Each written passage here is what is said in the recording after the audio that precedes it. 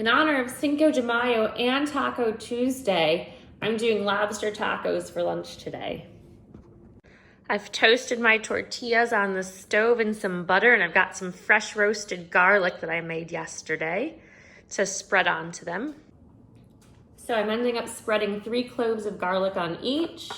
It's roasted, so it's not that tart, acidic garlic that you normally get, but it's nice, sweet, caramely garlic.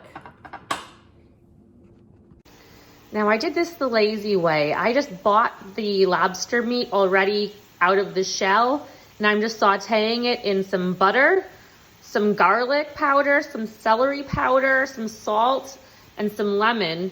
And after I finish sauteing it a little bit and some of the liquid boils off, I'm gonna mix in some of the mayonnaise.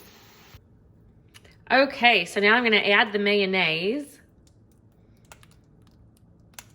Healthy amount.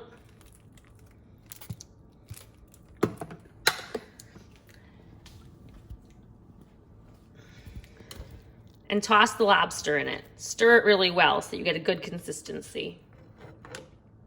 Okay, you might have to add a little bit more to get to your desired consistency. Do it to taste, and then you are set to load it into your taco. Okay, now I have these great tortilla holders. You just put it in like that, and they hold the tortilla to keep their shape like this while you load it up. I get them on Amazon for like $5 for a 4-pack. Anyway, so now we have this cooked. Got our tortillas with the garlic spread into it. And we just load it in. Looks delicious.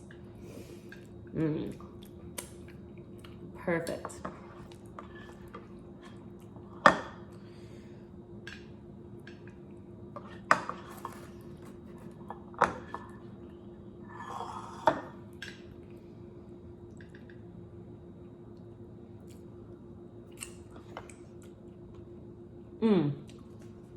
Excellent.